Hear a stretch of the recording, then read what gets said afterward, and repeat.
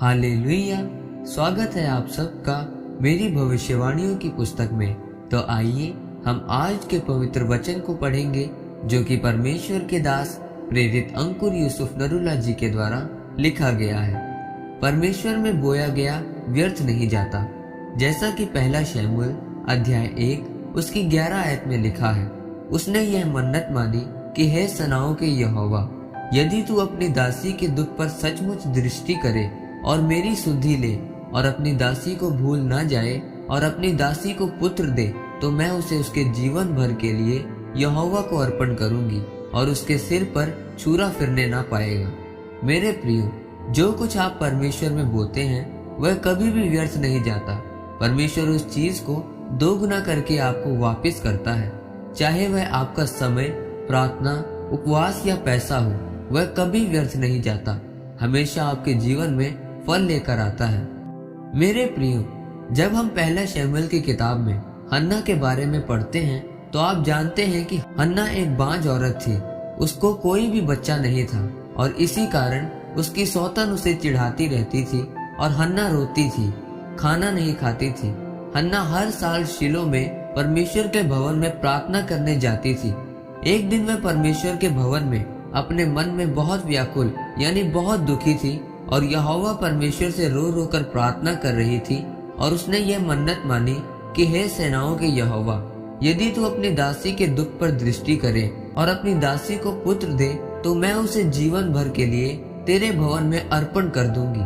परमेश्वर ने उसकी यह प्रार्थना सुनकर उसी साल उसकी सुधि ली और उसे एक पुत्र दिया, जिसे उसने मन्नत के अनुसार यहोवा के भवन में दे दिया। मेरे प्रियो, जब हन्ना ने ऐसा किया तो परमेश्वर ने उसको खाली नहीं रहने दिया। परमेश्वर ने हन्ना को 3 बेटे और 2 बेटियों के साथ पहले से और ज्यादा आशीषित किया, क्योंकि जब आप परमेश्वर के लिए अपनी तरफ से कुछ भी बोते हैं तो परमेश्वर आपको उसे दोगुना करके वापस करता है, जैसे हन्ना को परमेश्वर ने वापस किया।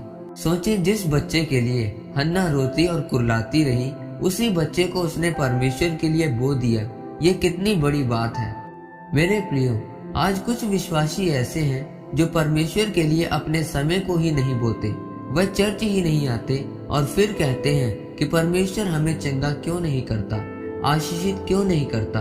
क्योंकि जब आप अपनी ओर से परमेश्वर के लिए अपने समय और प्रार्थना को नहीं बोते, तो आप कैसे सोच सकते हैं कि आपको चंगाई मिलेगी और आप आशीषित होंगे।